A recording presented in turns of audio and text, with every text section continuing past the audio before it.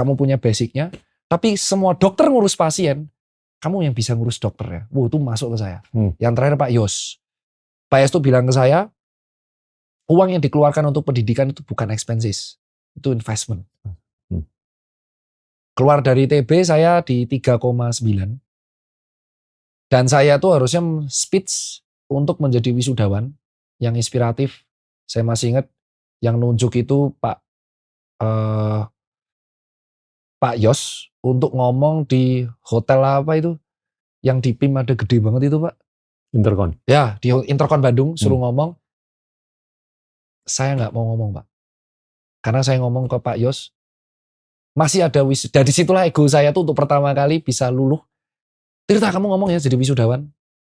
Alasan saya nolak itu adalah, saya nggak mau, ada chatnya, saya nolak untuk menjadi perwakilan wisudawan. Karena saya merasa ada satu orang yang lebih pintar dari saya, namanya Nelson. Dia bisa 7 bahasa, IPK-nya 3,99 Pak. Kemarin di SBM ITB. Saya merasa dia lebih layak dari saya untuk mewakili mahasiswa bicara pada saya. Di ACC. Jadi, dari cerita panjang itu, saya akan rangkum menjadi 5 hal. Orang tua saya menanamkan saya soal target. Bahwa without knowledge, kamu tuh nggak akan tahu dunia. Dan knowledge itu bisa mengangkat derajat, betul. Tapi tidak menjamin kesuksesan. Di SMA, saya belajar untuk mengontrol ego.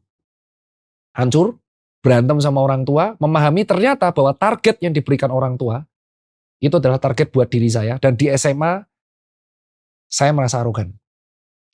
Di kuliah, saya merasa bahwa ternyata realita itu tidak sesuai dengan apa yang diajarkan oleh orang tua saya. Bahwa ternyata knowledge memang penting, tapi tidak menjamin kamu akan 100% sukses. Karena kamu tidak punya privilege seperti temanmu yang lain. Kamu anak tunggal, kamu tidak bisa memilih kamu lahir di mana. Jadi kamu harus mengorbankan mimpi untuk hal yang lebih besar. Di pandemi, saya belajar mengenai popularitas. Ternyata, orang yang pintar dan sukses, yang tidak bisa mengontrol egonya, itu akan hancur berantakan.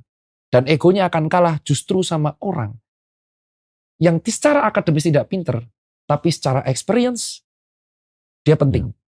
Jadi nomor 4 ini saya belajar, kita bisa belajar bukan dari hanya orang yang pintar, bukan dari hanya orang yang kaya. Kita juga bisa